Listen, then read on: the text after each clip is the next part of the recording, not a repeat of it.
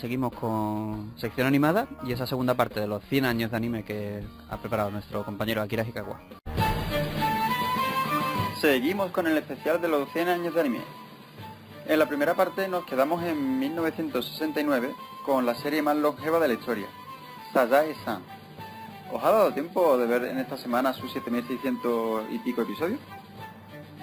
En esta segunda y última parte del especial entramos de lleno en los años 70, donde Miyazaki y Takahata crearon Lupin III, o Lupin, en 1971.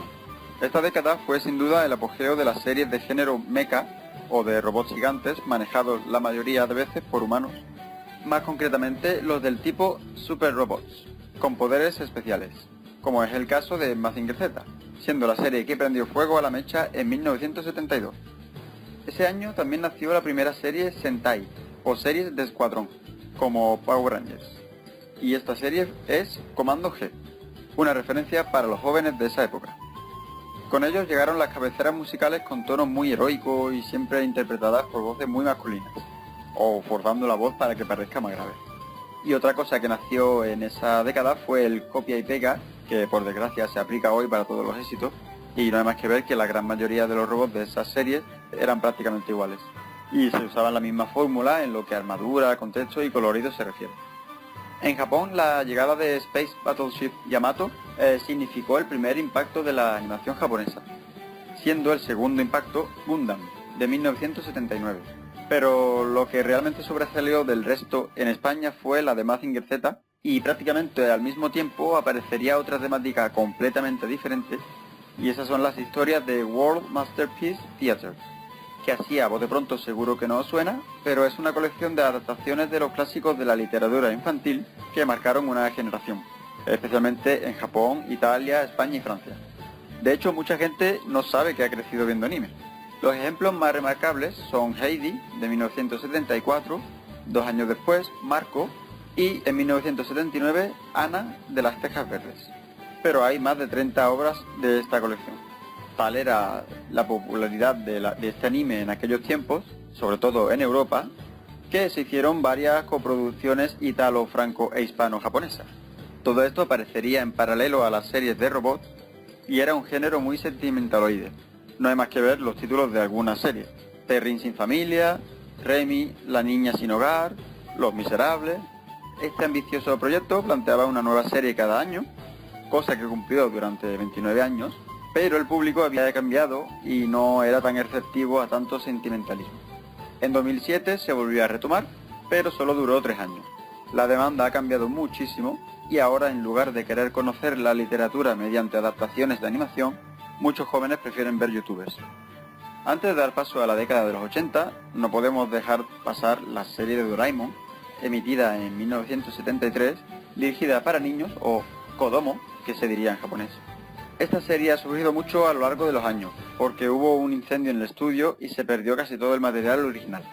Además, el autor del manga falleció en 1996 sin haber terminado la historia, lo que ha creado un bulo en internet que dice que todo era un sueño de un Nobita tetrapléjico y que Doraemon era un peluche. Mentira. Igual de mentira es la leyenda urbana de que Walt Disney está criogenizado. Mentira también. A los 2 años de morir Walt Disney, fue incinerado y su resto está en Glendale, en California. O sea que, en fin, me desvío. Volviendo con Doraemon. De todas formas, la pérdida de la primera serie les vino bien, porque de todas formas constaba de solo 26 capítulos y fue un fracaso. Así que decidieron darle una nueva cara a la serie en 1979, con una duración de 27 temporadas, y en 2005 le volvieron a dar otra cara más fresca y moderna aún, cuya serie sigue en activo. En total, más de 2.700 episodios componen la serie completa, siendo la segunda serie de anime más longeva si contamos las 3 subseries como una sola. La década de los 80 se convirtió en la época de los space opera, en parte debido a la fiebre que había por Star Wars, dando lugar a series como Capitán Harlock, de 1978, y fue con este género donde nació el verdadero fanatismo que es tan popular hoy en día, y a estos fanáticos se les suele llamar otaku. Y fue en esta década donde los de mi generación nos volvimos todos locos con una serie aparecida en 1986 que cambiaría el mundo de la animación, Dragon Ball. Y no es por nada que a los años 80 se les llame la edad de oro del anime.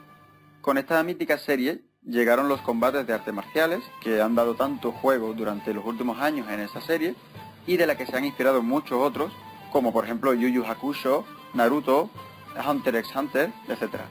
Ese mismo año llegó a las pantallas Saint Seiya, o Caballeros del Zodiaco, y también dejó una huella imborrable que aún perdura a día de hoy, y al igual que Dragon Ball, sigue saliendo nuevo material actualmente, además de tener un merchandising espectacular.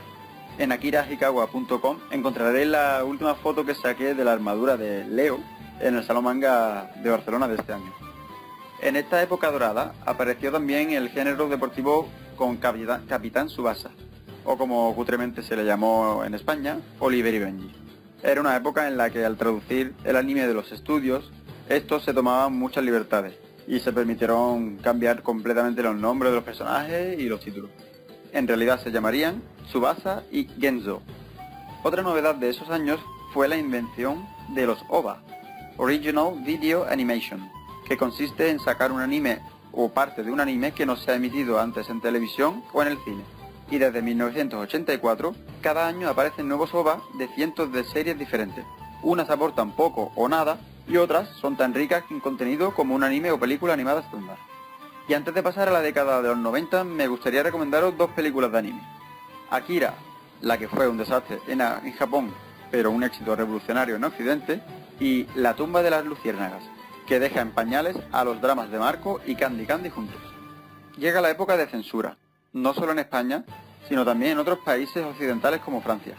Se pensaba que la animación japonesa era demasiado violenta y tal, y por ese motivo se censuraron escenas, se cancelaron emisiones, o en el mejor de los casos, se emitían por la noche, como fue el caso de Dragon Ball durante unos años.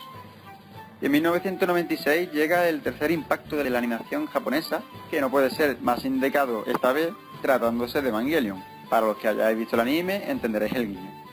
Con este anime y otros muchos, la cultura japonesa se implantó definitivamente en todo Occidente, y el subgénero mecha de los Real Robots surgió, que viene siendo los robots sin poderes especiales y que en lugar de eso usan armas. Aquí fue donde nació Cowboy Bebop, de la que también hablé en el programa, y que curiosamente fue mejor aceptada en Estados Unidos que en Japón, por su estética occidental que tenía.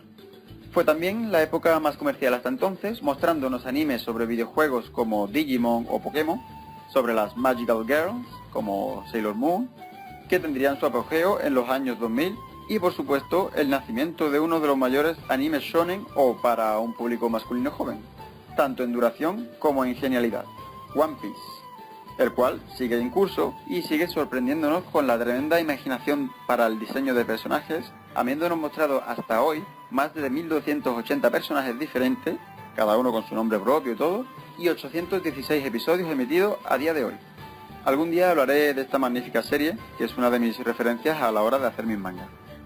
En la década de los años 2000 se puso de moda el fanservice, o lo que es lo mismo, los típicos personajes femeninos con posturas sugerentes y situaciones casi eróticas, y que en muchas ocasiones las encontramos en cualquier tipo de series de anime de hoy en día. También apareció con Haruhi Suzumiya el moe, que consiste en mostrar de manera abusiva elementos monos de los personajes como orejas o cola de gato, expresiones monas, cosa que sigue muy en auge, y a esta serie se la considera el cuarto impacto de la animación japonesa por haber revolucionado de nuevo el anime desde esa serie. Era el 2006, año en el que se estrenaron 300 series diferentes de animación en Japón. Encontramos en esa época una ola de cine de misterio y psicológicas, que suele emitirse en altas horas de la noche. Ejemplos de ellos son Boogie Bob Phantom, Lane y la serie de la que hablé hace unas semanas, Gantz. En el 2007 apareció Gurren Lagann, una serie mecha que por primera vez combinaba elementos de los Super Robots y los Real Robots, y ganó varios premios por su originalidad. Y en los últimos años son populares series de varios tipos de género. Los éxitos suelen ser aplastantes pero efímeros, ya que hay mucha oferta y los fans muy acérrimos son capaces de seguir el ritmo, lo que no es fácil para un usuario estándar. Todo esto se debe a internet y a las plataformas de series y a la facilidad que se tiene hoy en día para ver un anime comparado con hace unos años, donde solamente se podía ver nuevo anime en la televisión o en DVD. Las series más populares actualmente son Boku no Hero Academia, Yuri on Ice, One Punch Man y Ataque a los Titanes. Aunque si se escucha este audio dentro de 3 años, seguramente la lista haya cambiado completamente. Lo único que sigue un patrón son las películas de anime, que como denominador común tienen un cielo azul con inmensas y esponjosas nubes en su póster publicitario. Los que conozcáis 5 centímetros por segundo, Summer Wars o Your Name, sabréis de qué os hablo. Otra moda que cambiará sin duda con el paso de los años. No sabemos qué le deparará al anime, pero la cosa pinta bastante bien. No hay más que ver que los grandes clásicos de la animación japonesa han sido o están siendo revisitados en Hollywood, pero que ni de lejos tienen la misma relevancia que los animes. Es curioso como hasta los años 60 el anime se inspiraba de Disney y hoy en día es justo al contrario. Y para terminar este especial, deciros que como dato curioso, la primera prueba de secuencia animada jamás hecha es Katsudo Sashin, de 1907. Pero esta no era para fines comerciales y se cree de origen casero. Por ello no consta como la primera película de animación japonesa. Otro dato curioso es el del Mazinger Z de fibra de vidrio de 10 metros de altura que se encuentra en Tarragona. Se alzó a principios de los años 80 y fue el primer Mazinger del mundo en ser construido. Y hoy en día sigue siendo el más grande del mundo. Y para despedirme, quería rendir homenaje a dos grandes del manga, que aunque este especial no hablaba del cómic japonés, me parece un insulto no hacer mención de Osamu Tezuka, o considerado el padre del manga, y al que todos los mangakas le debemos mucho. Y al otro personaje al que quiero homenajear es a Jiro Taniguchi, un grande del manga del género Slice of Life, o recuentos de la vida, quien no escatimaba en detalles en cada página que realizaba y que por desgracia nos dejó a principios de este año. Espero que este especial de los 100 años os haya hecho descubrir muchas cosas y que hayáis revivido otras muchas. No olvidéis que en akirahikawa.com doy más detalles técnicos sobre este episodio para los que queráis saber más del tema y por supuesto podéis dejar vuestras impresiones. Bueno, pues ahí quedaba este especial, esta segunda parte de los 100 años de anime, un reportaje espectacular de nuestro compañero Akira Hikawa, que bueno, la verdad es que no venía en el audio, pero sí que es cierto que lanzaba una pregunta aquí a la mesa, ¿cuál fue nuestro primer anime o cuál fue la primera vez que vimos una serie anime? Es complicado recordar la primera vez, porque yo recuerdo que he visto muchísimo anime, sobre todo en la etapa de los 14 a los 17, 18 vi muchísimo. Sí que te puedo decir el que más me ha marcado, o sea, el que más me ha marcado tanto a nivel de que todavía a día de hoy lo sigo, y tengo 23 años, pero que yo creo que a este paso me muero, a lo mejor yo y el anime sigue Ahí y me sigue el sigo. manga, que es Detective Conan, o sea, que siempre he tenido algo especial con Detective Conan, igual que en su momento lo tuve también con Naruto, pasa que Naruto quizás que me cansó, Te agotó, ¿no? me agotó el... Se le fue un poco la mano con, ¿Sabes qué con pasa? demasiado Lo que a mí relleno, me agotó alargaba es el demasiado relleno, efectivamente, porque llegaba un momento en el que tú decías, es que estos 20 minutos me puede haber contado en 3. O sea, yo ahí es cuando por primera vez sentí en mi vida lo que era relleno, Sí, no, viendo Naruto. y es cierto que el relleno no siempre cumplía la función de complementar tramas, sino que se inventaba otras nuevas Y muchas... yo qué sé, como si fuera una realidad alternativa. y- Pues me acuerdo un relleno que ponía en peligro toda la aldea de Konoha y tal, Ujú. que casi la ponía en jaque, y después, claro, cuando llegaba la trama real de que se ponía a Konoha en peligro real, claro, tú te lo tomabas como diciendo, bueno, pero si esto ya ha pasado, ¿no? Entonces, muchas veces te fastidiaba, por así decirlo, no es que te spoileara, pero sí que te fastidiaba un poco el impacto, ¿no? La De gracia. según de qué situaciones. Pero bueno, la verdad que al principio a mí me pasaba que, claro, cuando yo veía series de animación, veía anime, no sabía que era anime. Para mí eran dibujitos y poco más. Ya luego vas descubriendo que el anime pues tiene un tipo de características, que son un tipo de animaciones. A mí siempre me impactará que Heidi fuera anime. Y Es Marco, y madre Marco, mía. por ejemplo, es muy impactante porque, claro, lo ves Los con principios de Miyazaki en Estudio Ghibli. Claro, pero lo ves con un estilo totalmente diferente a lo que puede ser Dragon Ball, por ejemplo, que es más otro estilo. Pero claro, lo tienes ahí, ¿no? Y yo creo que, yo no sé, yo no recuerdo cuál sería la primera serie que vi yo de anime, pero yo me acuerdo de pequeño de ver mucho Mazinger Z, por ejemplo. Ujú. Y que, bueno, me gustaba mucho porque la espectacularidad de los robots y todo esto pues molaba.